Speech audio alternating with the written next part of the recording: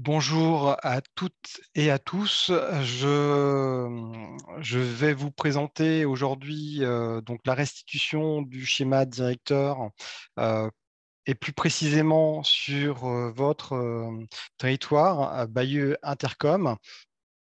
L'idée est bien d'avoir une vision globale du schéma directeur sur tout le Calvados, mais on sait très bien que ce qui intéresse aussi tout et chacun, c'est ce qui se passe auprès de chez soi.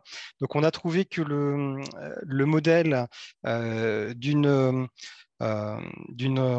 diffusion plus intimiste était peut-être préférable qu'une grande messe où 90 personnes seraient présentes pour ne voir que 2 ou 3 minutes qui le concernaient.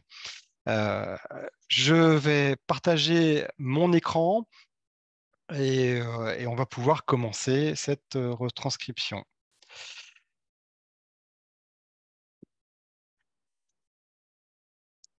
D'abord, on est sur un système de web binaire, donc votre micro est coupé, votre webcam est fermée, tout ça pour une question de fluidité de flux afin que chacun puisse comment dirais-je, regarder au mieux ce webinaire.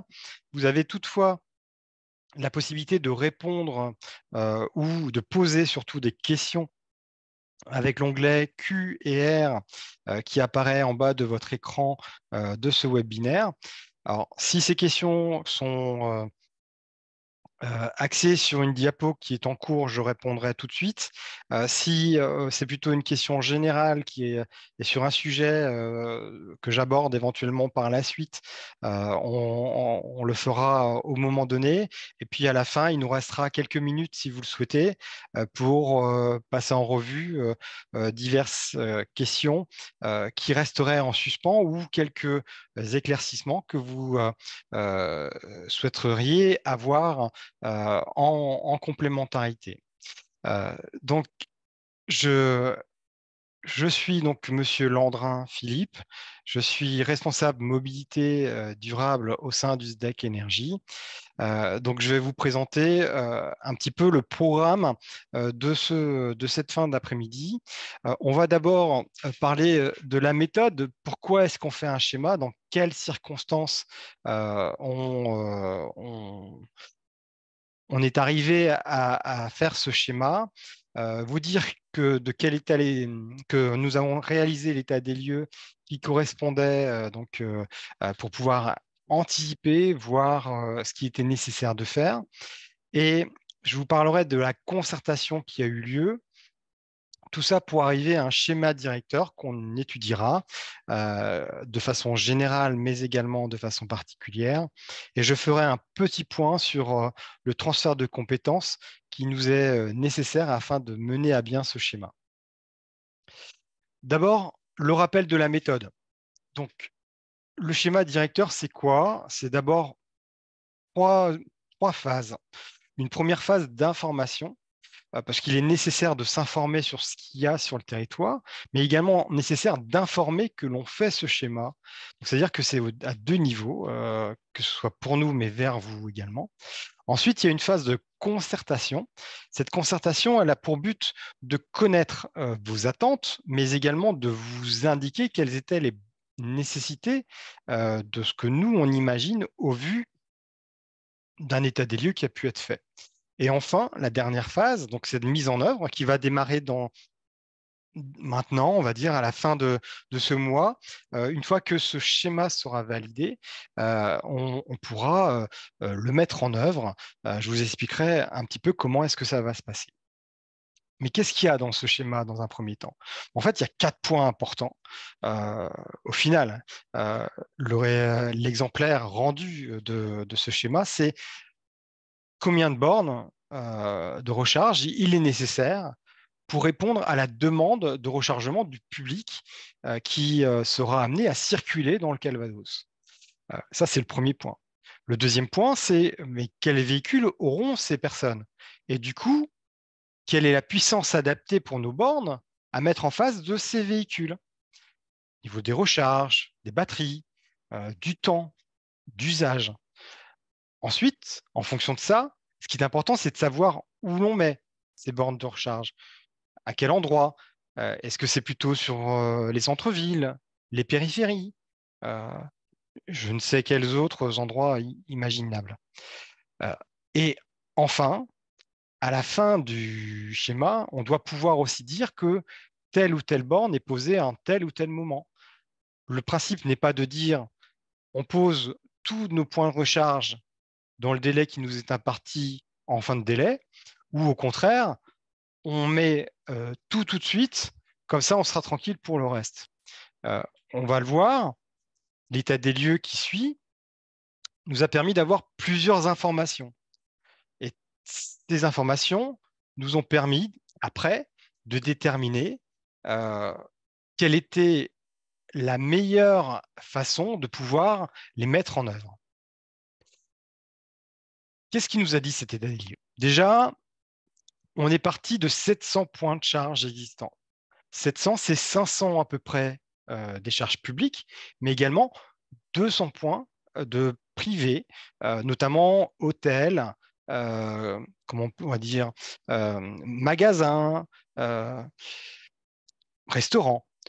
Ce qui nous a montré aussi dans les études sociologiques du département, c'est que 85% des ménages ont au moins un véhicule, qu'il soit thermique majoritairement, mais au moins un véhicule. Ce qu'on a vu aussi, c'est que 31% des logements du Calvados n'ont pas de place de stationnement. Et donc, du coup, ils mettent leur véhicule sur le domaine public en soirée pour la nuit.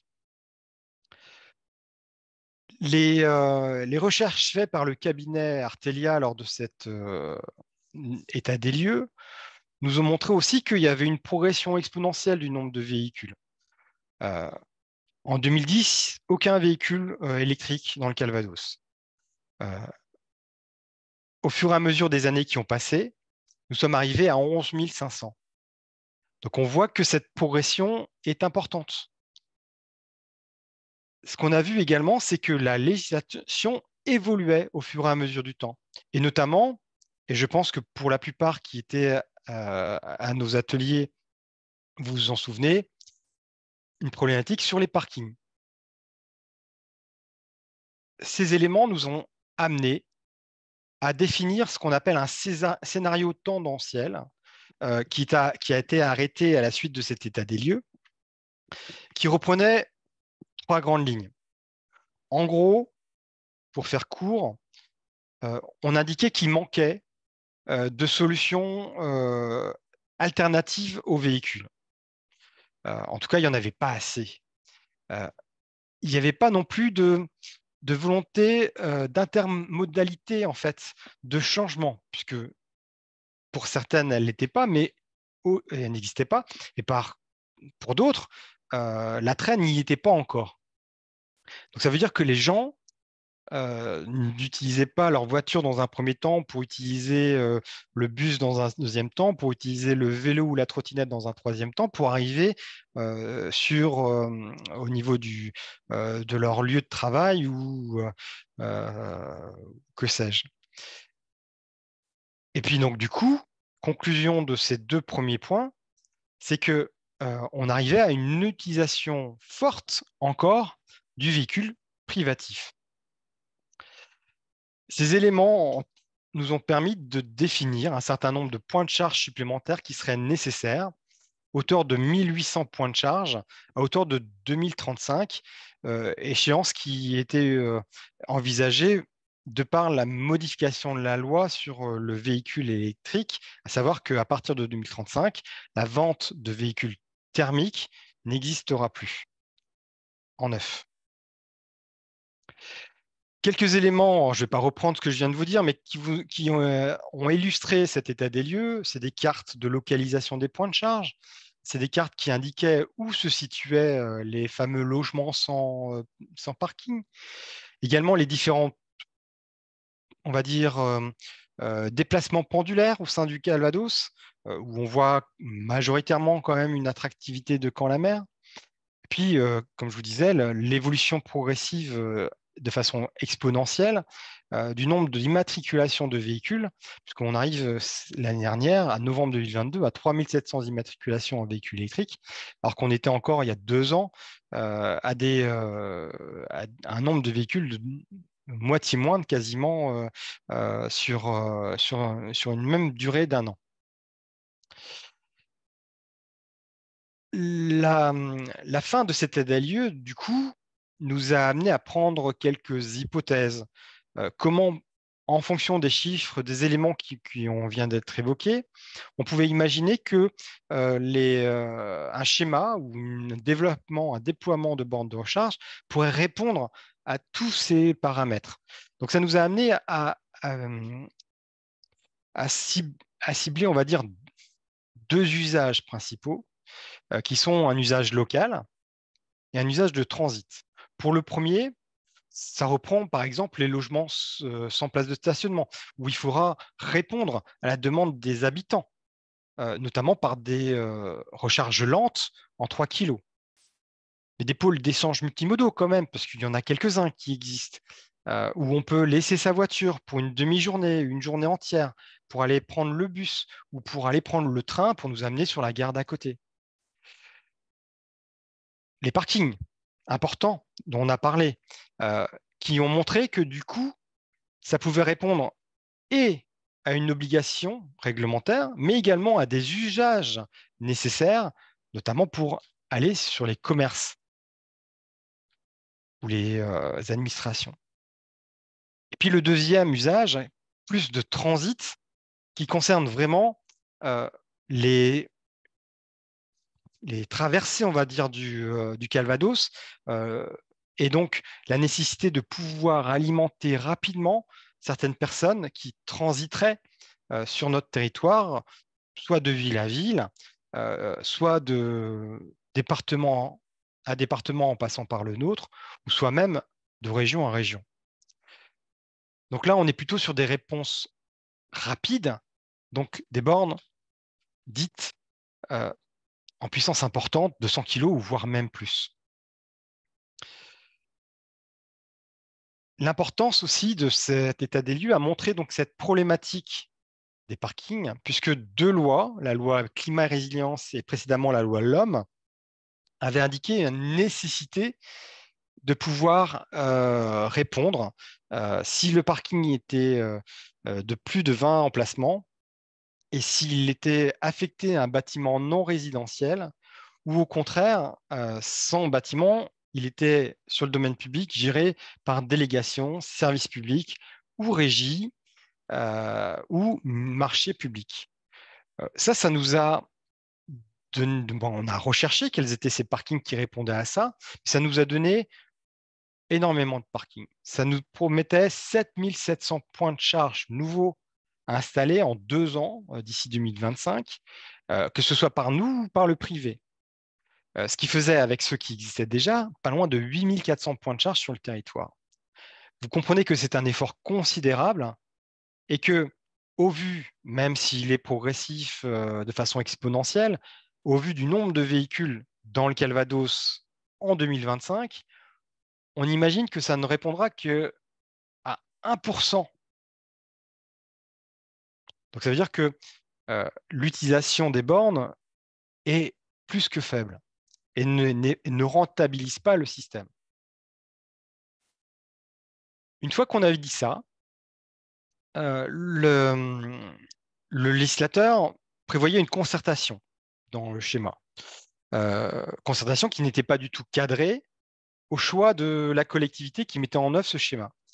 Au SDEC Énergie, les élus ont souhaité que cette concertation soit complète, longue, et qu'on aille rechercher les informations là où elles étaient, à savoir auprès des gens qui vivent au jour le jour le territoire, donc les communes. Pour ça, on a mis en place 2 moyens principaux qu'on va revenir. Le premier qui a été réalisé par des entretiens. Entretiens réalisés avec les grands acteurs de la mobilité. Alors, dans un premier temps, les EPCI, puisqu'ils ont pour la plupart pris la compétence AOM, Et donc, c'était intéressant de voir quelles étaient leurs volontés, leurs visions de la mobilité, et notamment de la mobilité électrique. Donc, réunion avec ces EPCI, mais également avec Enedis pour savoir si le réseau était en mesure de tenir la cadence par rapport à une vision que nous, on avait. La région, de par son chef de file au niveau de la mobilité, l'OCAM, par sa connaissance du secteur et toute la partie, comment on peut dire ça, de la partie aménagement du territoire. Et puis évidemment, les associations d'usagers, parce qu'elles utilisent nos réseaux aujourd'hui et savent ce qui nous manque et ont une vision de ce qu'il faudrait pour pouvoir leur satisfaire leurs besoins. De ces entretiens, ce qui est intéressant, c'est que le choix du scénario a été confirmé. Il n'y a pas eu de remise en cause. On est allé vers une même convergence. Du coup, les cibles, puisqu'elles dépendaient de ce scénario, ont été aussi validées. Je ne les répète pas rapidement. Logement sans stationnement, pôle multimodaux, parking et réglementation, covoiturage, transit. Ces éléments nous ont permis de confirmer une cohérence avec le document d'urbanisme de chaque EPCI. C'est-à-dire qu'on n'était pas trop ni moins que ce que ces mêmes EPCI avaient prévu sur leur territoire. Ça a permis de déterminer également de nouveaux besoins. Parce que nous, on l'a fait par rapport à un état des lieux existant. Par contre, les EPCI nous ont appris que de nouveaux projets communautaires étaient en cours d'amélioration, de création. Et sur les parkings, ça nous a permis aussi de rendre compte qu'il y avait un réel souci par rapport à cette fameuse obligation réglementaire, mais également pour s'assurer que même si on était dans un cadre réglementaire, il y avait nécessité d'avoir une borne de recharge pour répondre aux besoins. Si je prends un exemple, un parking affecté à une mairie qui est fermé 7 jours sur 7, l'intérêt est très minime.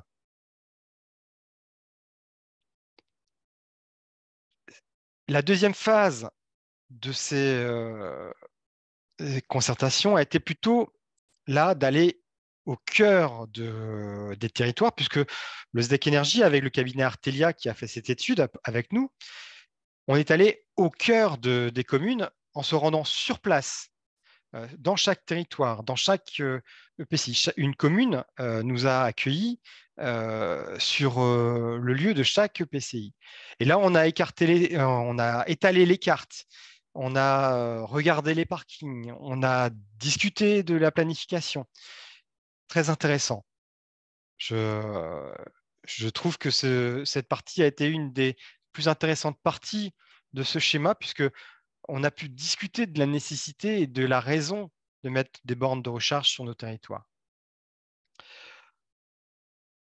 En conclusion de cet atelier, donc, ça nous a conforté sur cette notion de parking qui devait être attaché à un bâtiment, du moins, les parkings rattachés, supérieurs à 20 places, savoir s'il était nécessaire de mettre une borne ou pas, avec, je pense, une volonté d'étendre ce déploiement au-delà de 2025 pour être plus en cohérence avec une priorisation de déploiement suivant les usages plutôt que suivant la réglementation. Ça a permis aussi, tout comme pour les EPCI, de découvrir des projets communaux qui sont sortis pour nous des tiroirs, mais pour les acteurs locaux qui étaient en phase de gestation depuis quelques années et qui arrivent sur l'année 2023-2027 à terme et qui nécessiteront peut-être la mise en place de bornes de recharge. Ça a identifié aussi des zones qui n'avaient pas été pour nous identifiées comme des zones de logement parce que la commune jugeait, je veux dire, ne correspondant pas à la demande, mais qu'au contraire, à force de discussion, vous nous avez convaincus que si, parce qu'il y avait une rue transversante du village qui n'avait que des maisons de ville sans place de stationnement et que les voitures étaient toutes garées le long de la route et donc correspondait bien à la demande que nous on cherchait sur ce point-là. Et puis ça a déterminé aussi un calendrier de déploiement, puisque des projets qui sont prévus maintenant sont peut-être adossés à la mise en place de bornes de recharge. Ou au contraire, des projets qui sont prévus que dans 2027 nous indiquent qu'il vaut mieux attendre de mettre la borne à cet endroit-là plutôt lors des travaux à venir. En plus de ces réunions et de ces entretiens, on a mis en place quasiment dès le départ, dès le 17 mai, lorsqu'on a fait la réunion de lancement de ce schéma directeur, on a fait des ateliers. On a expliqué qu'on allait faire les ateliers et les entretiens, et on a mis en place des boîtes mail dédiées. Si vous aviez des demandes particulières sur le schéma, c'était sur cette adresse mail qu'il fallait la faire parvenir. Donc, une vingtaine de demandes nous ont été remontées. On a mis en place un formulaire d'attente et d'observation, une sorte de recueil de besoins. Là, 43 acteurs ont répondu pour nous informer de telle ou telle demande, prise en charge de nouvelles bornes ou même de souhait de voir apparaître telle ou telle chose dans le schéma. On a traité les parkings. Grosse mission, comme je vous l'ai indiqué tout à l'heure, fait, et je vous en remercie encore, avec la participation de tous, que ce soit des EPCI, mais également des communes. Et enfin, le dernier point qu'on a mis en place à partir du 6 décembre, lors de la dernière restitution qui vous a été présentée sur les ateliers et sur les entretiens. Donc, Mapeo, donc un outil de cartographie qui, vous le connaissez sans doute pour l'éclairage public, vous permet d'avoir une vision de votre territoire. On a indiqué les bornes qui étaient prévues sur votre territoire et vous pouviez ajuster, les modifier en indiquant une puissance différente ou un emplacement différent, en présageant d'une année de déploiement différent si vous souhaitez avancer ou reculer la mise en œuvre.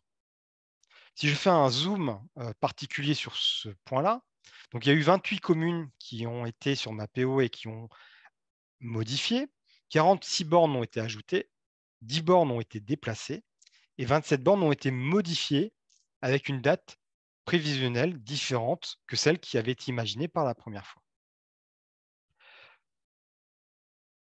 Une fois qu'on a fait cette concertation, que tout a été modifié, qu'on est arrivé sur quelque chose qui nous paraît être le bon schéma, il est temps de vous le présenter. C'est l'objet d'aujourd'hui.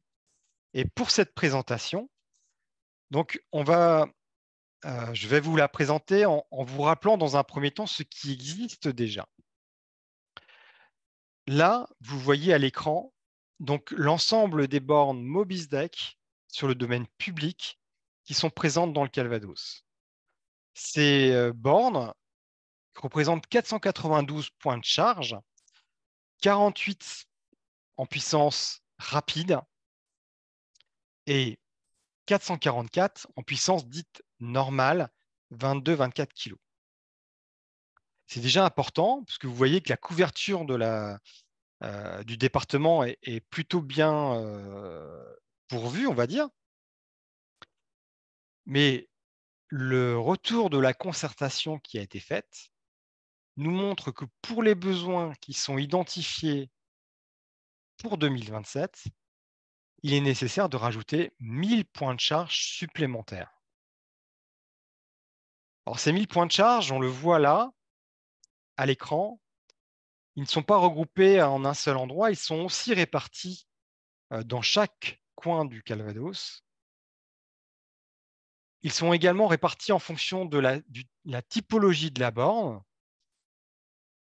En légende, on voit que les triangles rouges sont les bornes dites rapides, les carrés verts, des bornes normales 22-24 kg, les cercles bleus, plutôt des bornes 3 à 7 kg, qui répondent aux demandes telles qu'on a pu l'évoquer tout à l'heure des usages locaux.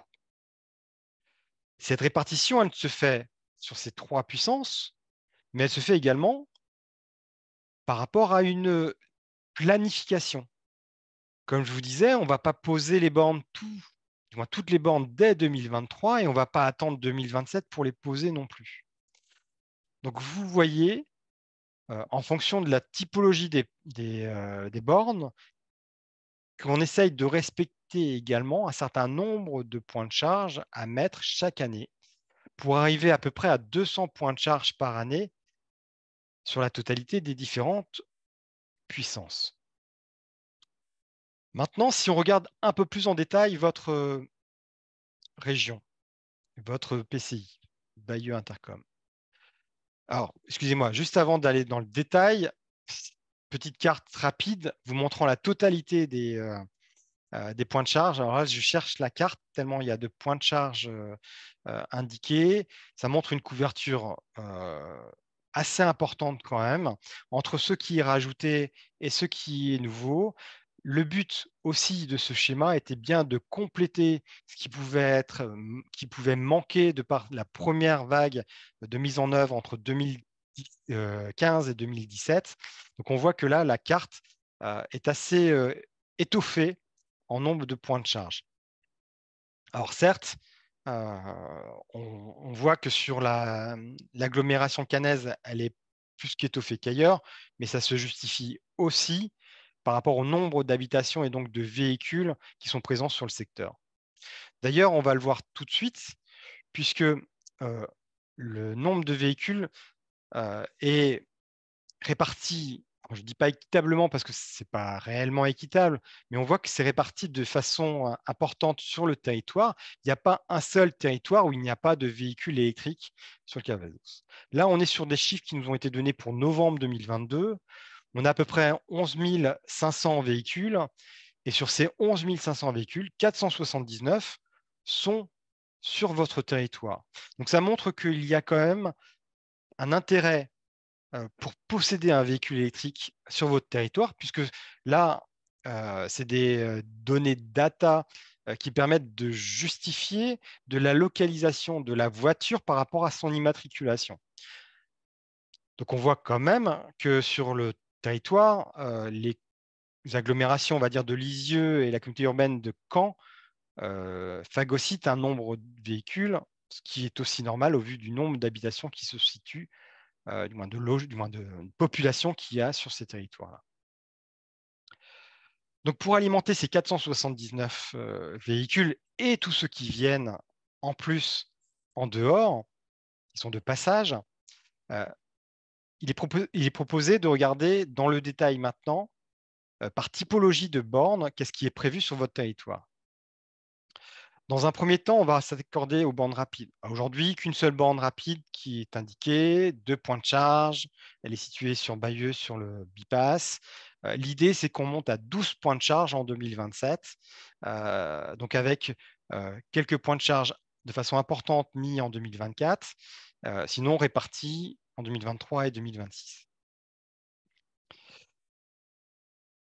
En ce qui concerne les bornes normales, vous voyez qu'à aujourd'hui, vous avez 18 points de charge. L'idée, c'est de passer à 47 points de charge de plus.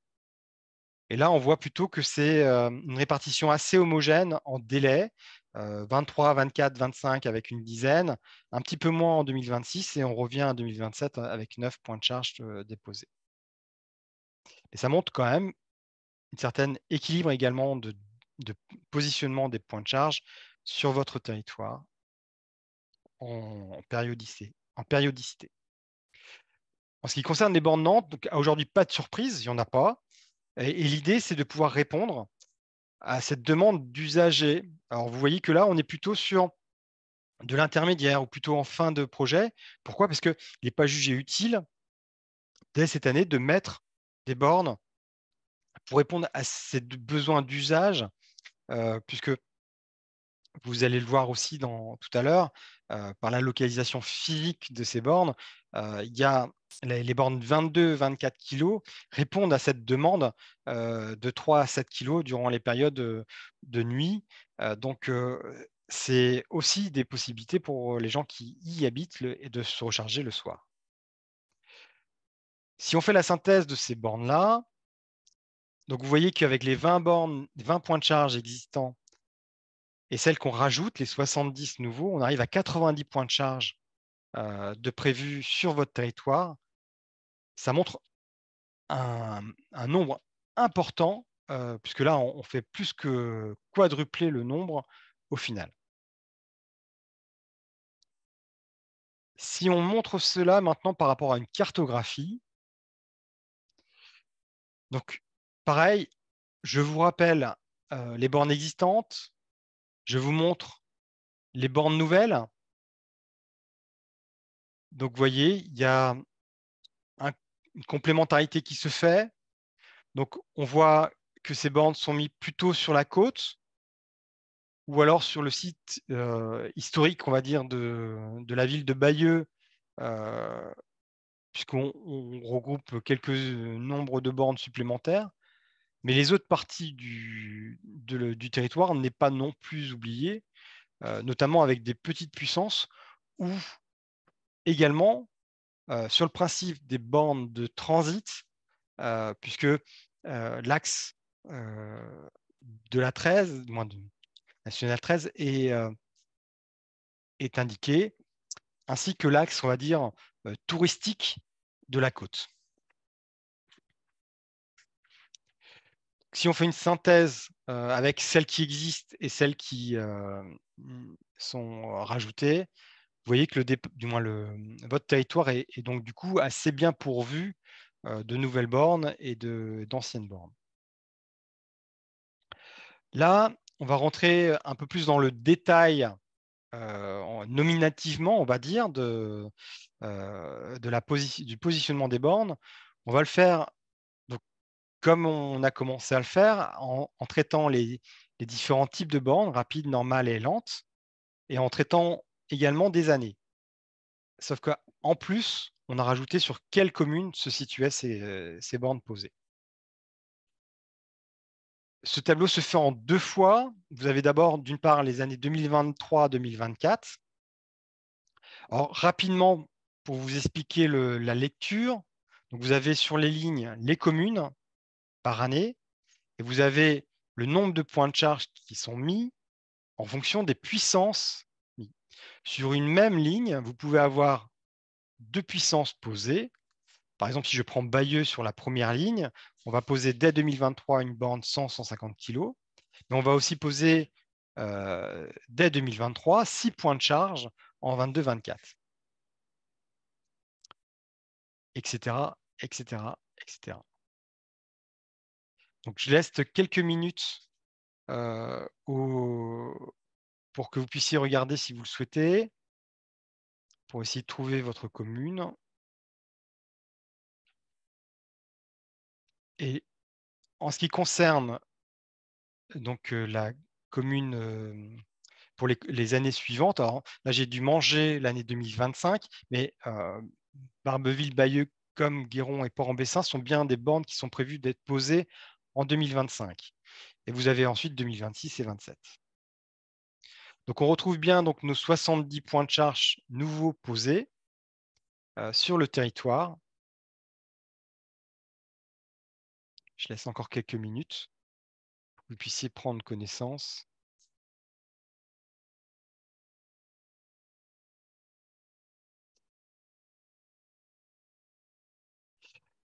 Donc, ces diapos, je l'ai dit au départ, mais je vous le redirai, ou je vous le redis maintenant, seront mis à disposition, hein, donc vous pourrez le récupérer. Et si vous en avez besoin plus vite que la mise à disposition de façon officielle, vous pouvez me demander, je vous transmettrai par mail la part qui vous concerne.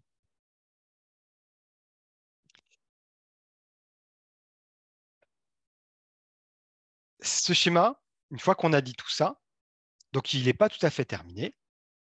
On est dans la dernière phase de concertation, celle de la diffusion, de la retranscription.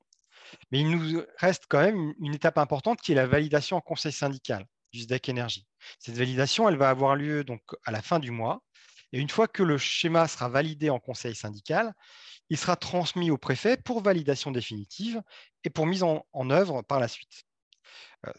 Ce que les élus du SDEC Énergie ont décidé dans un premier temps en octobre dernier, c'est de pouvoir s'assurer de pouvoir réaliser une première partie de ce schéma, parce que comme le préfet va mettre un certain temps, ils ont 2 mois pour répondre. Donc plutôt que d'attendre que ce schéma soit validé et de commencer enfin en milieu d'année la réalisation de ce schéma, dès qu'il va être terminé, on va pouvoir commencer la réalisation.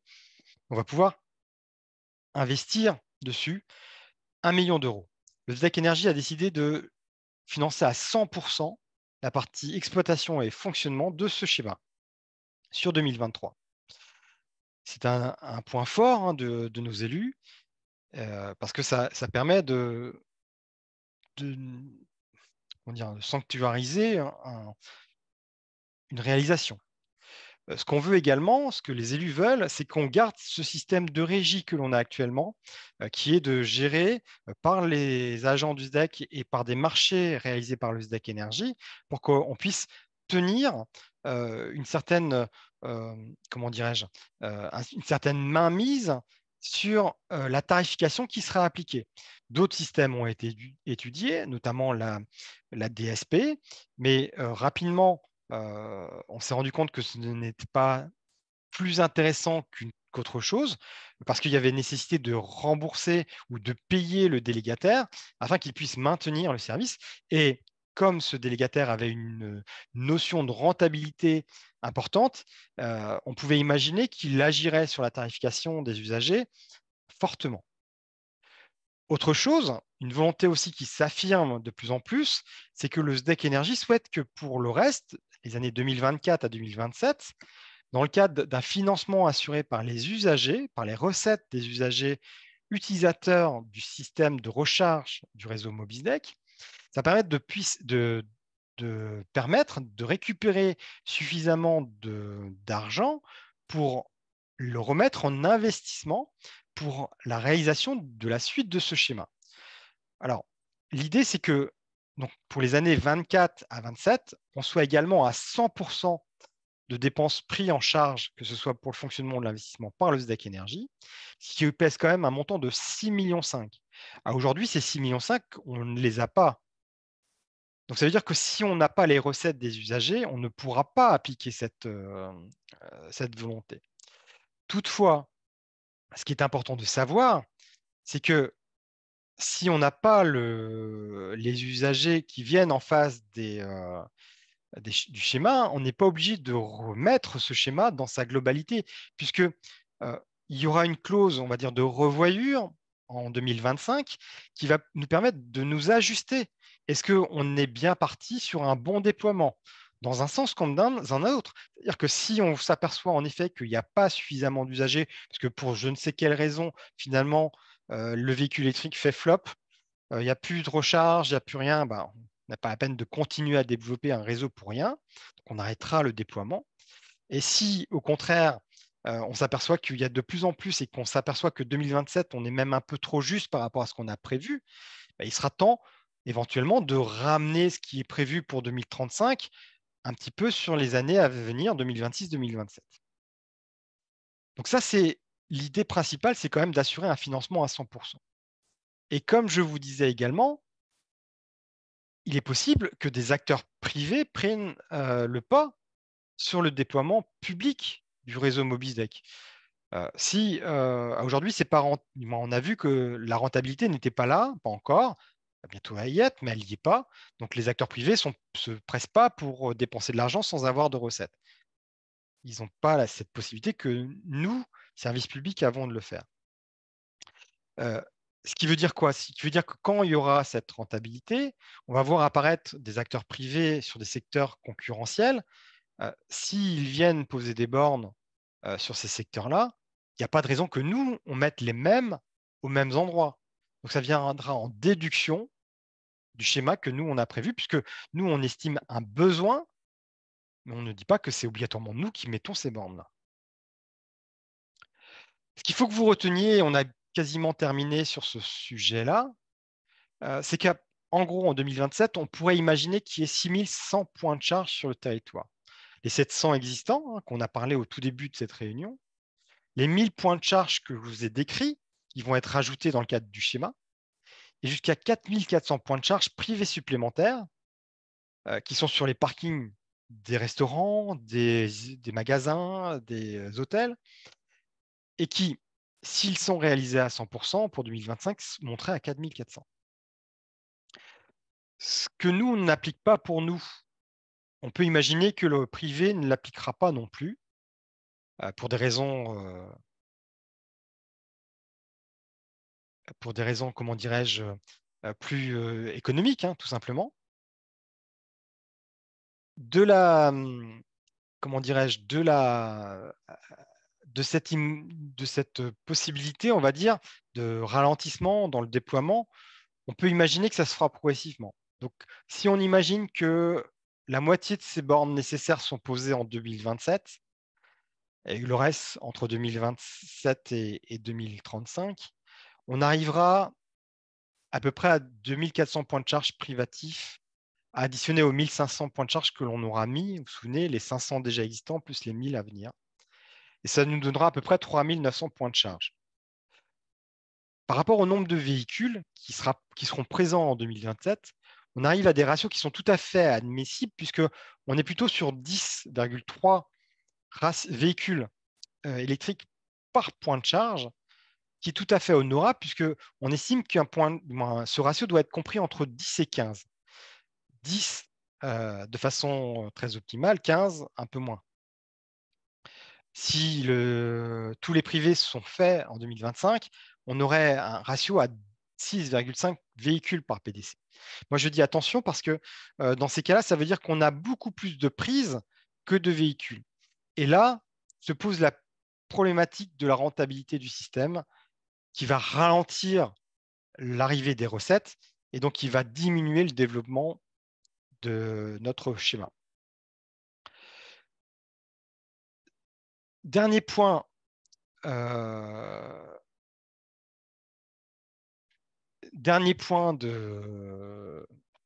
voir dans comment dirais-je, c'est le transfert de compétences. Les communes le SDEC Énergie, pardon, qui réalisent pour le compte des communes donc, ce schéma, le fait par transfert de compétences IRVE. À savoir que aujourd'hui, 150 communes, pardon, 189 collectivités ont transféré leurs compétences, dont la collectivité de Caen-la-Mer, qui représente 48 communes, ce qui nous donne cette carte au niveau du Calvados, c'est-à-dire en gris ou plutôt en violet, celles qui ont transféré, en blanc, celles qui ne l'ont pas. J'ai regardé pour le compte de votre collectivité, pour le PCI Bayeux Intercom, quelles étaient celles qui ne l'ont pas fait et sur lesquelles nous, on estimait qu'il était nécessaire de mettre une borne de recharge dans le cadre de l'année 2023-2027. Alors, je sais que certaines ont pris contact déjà avec moi, donc ils sont en cours de réaction par rapport à ça. Mais il y a Sainte-Côme-de-Fresnay, Trécy-sur-Mer, Saint-Louor, Nonant, Guéron, Vaucelles et Équey-sur-Seul qui sont concernés par ce transfert de compétences qui n'est pas transmis au SDEC Énergie. Donc, je n'oblige personne à transférer, on ne dit pas comme ça, on n'oblige personne à transférer la compétence au SDEC Énergie. Ils ont la possibilité de poser leur borne eux-mêmes, s'ils le souhaitent, de le faire dans leur cadre de leur propre réseau. Mais ça veut dire qu'après, ils doivent s'en occuper comme leur réseau, à savoir faire les déclarations publiques, les déclarations au niveau de l'État. Ils doivent l'entretenir, ils doivent répondre à des astreintes, ils doivent mettre en place des interopérabilités réglementaires sur chacune de leurs bornes. Donc, c'est compliqué. Donc, l'idéal, puisqu'on a un réseau Mobisdec qui existe, c'est que ces communes sur cette période de 2023-2027 transfèrent leurs compétences parce que sans ça, nous ne pourrons pas poser la borne et nous ne répondrons pas à cette vision globale de schéma tel qu'on a pu vous le présenter tout à l'heure. Avant de répondre aux questions qui me sont parvenues dans le question-réponse, donc, je voulais éventuellement vous dire que si vous avez la possibilité, donc soit que ces personnes soient là aujourd'hui ou que vous puissiez les avoir dans des conseils communautaires ou dans différentes réunions, je vous invite à leur faire part de notre action parce elle date depuis quand même 1 an maintenant. Donc peut-être qu'ils n'avaient pas imaginé être concernés par ce déploiement de bornes de recharge, mais nous, au vu de ce qu'on a pu avoir des études et des projets que l'on a pu constater, on imagine qu'une borne peut être posée, quelle que soit sa puissance, sur leur territoire. Je vais passer maintenant aux questions. Donc justement, je réponds déjà à Monsieur Louis de Bourgoin. Donc vous avez la possibilité d'avoir l'adresse mail si vous avez besoin de nous transmettre quelque chose. Donc c'est énergie@dec-énergie.fr ou sur l'adresse SDIRV qui avait été mise en place qui s'appelle sdirve@sdecenergie.fr. Vous pouvez également nous joindre en téléphone avec le 02 31 06 61 80. Pendant que je vais essayer de répondre aux questions, je vous invite également à remplir un petit sondage que je vous fais parvenir maintenant, qui est sur ce webinaire. Est-ce que ça vous a répondu à vos attentes? Oui, non, partiellement. Si c'est partiellement, je vous invite aussi à nous dire, ou si c'est négatif, de nous dire pour quelles raisons. Je me ferai un plaisir d'y répondre si je peux, ou de voir en direct avec vous s'il y a un moyen de rattraper le tir, si on peut dire ça comme ça, ou en tout cas de pouvoir vous éclairer sur les raisons pour lesquelles le schéma est comme ça. On peut entendre hein, que éventuellement une borne n'est pas prévue pour l'instant sur votre territoire parce que les usages qui ont été démontrés par les différentes cibles et actions qu'on a pu vous parler tout à l'heure n'ont pas démontré que votre commune était concernée. Si au contraire vous jugez qu'elle l'est, merci de m'en informer et j'essaierai euh, de pouvoir vous répondre. Pour Monsieur Hamelin, la première question était est-ce qu'il est possible de présenter une carte de Bayeux Intercom à une maille plus fine? Alors, je ne sais pas si ce que vous souhaitez, c'est le faire maintenant, aujourd'hui. Aujourd'hui, ça ne va pas être possible de le faire maintenant. Par contre, ce que je peux vous inviter, c'est aller sur Mapeo, puisque sur Mapeo, vous aurez la possibilité de faire le zoom que vous souhaitez au niveau de la localisation des bornes. Vous aurez possibilité, même en cliquant sur la borne, de voir quelle est la puissance de la borne et à quel endroit précisément, géographiquement, elle est prévue d'être installée. Voilà. Je vais revenir, si ça ne vous dérange pas, sur le tableau des dispositions des bornes.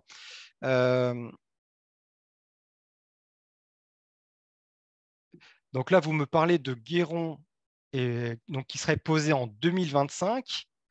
Et pour Saint-Martin-aux-Entrées, au niveau de l'aire de covoiturage, je ne la vois pas. Donc, éventuellement, il faudrait qu'on se revoie à ce sujet-là, parce qu'a priori, on n'en a pas eu connaissance ou on n'a pas jugé utile qu'il était nécessaire d'en mettre une. Donc, je vais regarder ce point de détail particulièrement et je vais revenir vers vous. En ce qui concerne donc pour Guéron, la puissance, c'est prévu une 3,7 kg. Donc, on est plutôt non pas sur une aire de covoiturage, mais plutôt sur un quartier qui est plutôt dans le centre de la commune. Mais à vérifier, pareil, par rapport à Mapeo.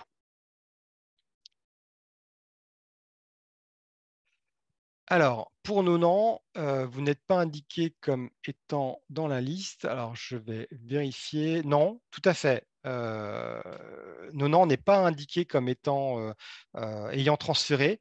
Donc, je vous invite à le faire si vous le souhaitez. Je peux éventuellement vous transmettre une délibération par mail pour que vous puissiez la transmettre à votre conseil municipal. Et je vais à la... Alors, je vais vous répondre, Monsieur de Bourgoin. Hop, je vais vous répondre tout de suite.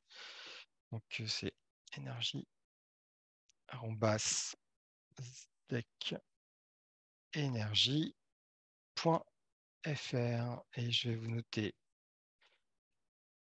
la mienne directement. Et je vous note également dirve@sdec-energie.fr. Je vous envoie donc la réponse pour les différentes mails. Alors, j'en suis arrivé. Alors, pour au niveau de la pose de la borne, alors, vous voulez vraiment avoir le détail de votre carte. Alors, je vais essayer de partager. Je vais arrêter mon partage et je vais essayer de vous trouver ça directement sur ma PO. Hop.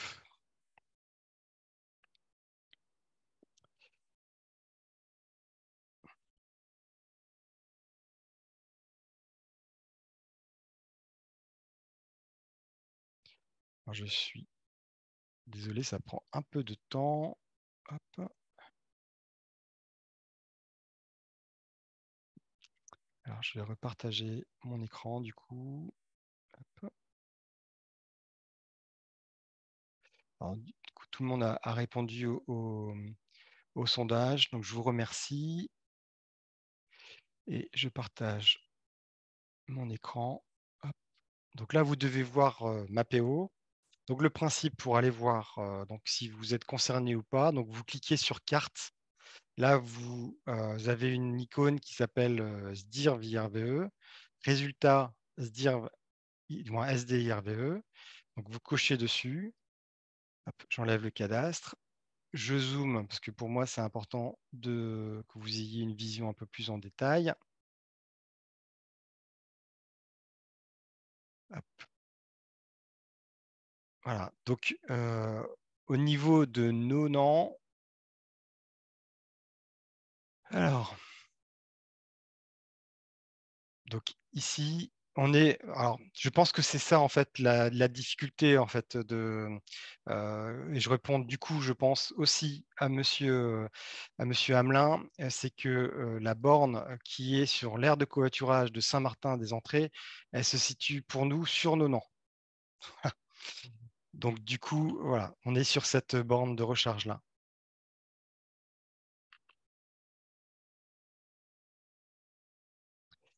Alors, je regarde si j'ai répondu à tout le monde.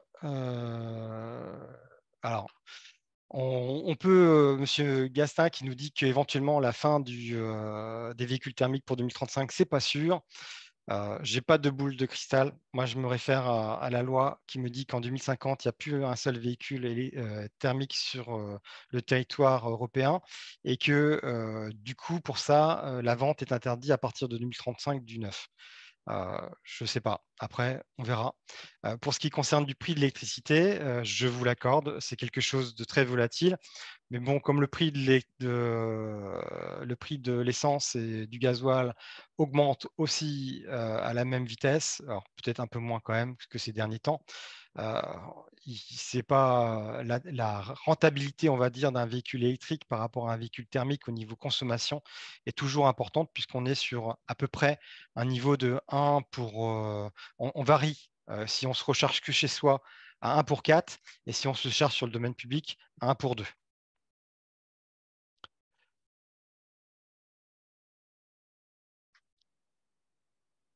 Alors, je regarde juste la question de Monsieur de Bourgoin qui me parle de mise en place en 2023 de Tracy. Oui, elle est prévue en 2023.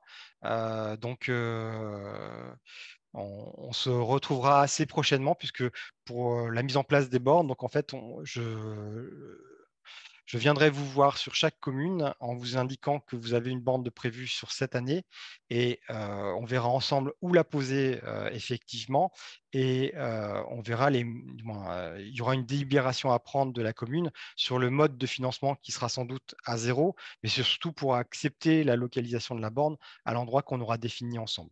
Voilà, donc ça, c'est des choses seront à faire dans la deuxième partie de l'année en 2023. J'espère avoir de l'aide d'ici là pour pouvoir m'occuper des 200 points de charge qui sont indiqués à faire cette année.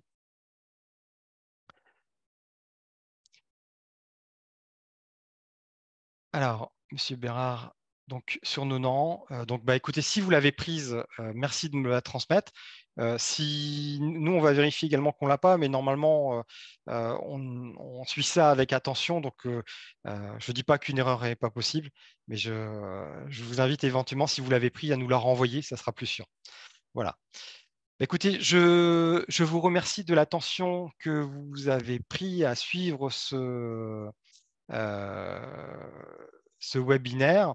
Euh, Je note donc la demande de dernière minute de M. Hamelin et j'acquiesce en son sens. On refera un point très rapidement ensemble pour parler, que ce soit au niveau de la communauté de communes, mais également de la commune de Bayeux si vous le souhaitez. Euh, donc, notamment, je pense que c'est plutôt pour Bayeux Intercom que vous souhaitez me voir. Euh, donc, je vous remercie. N'hésitez pas à me laisser vos commentaires si vous le souhaitez euh, et à m'envoyer par les différentes adresses mail vos différents points d'interrogation qui resteraient encore à votre connaissance. Je vous remercie. À bientôt.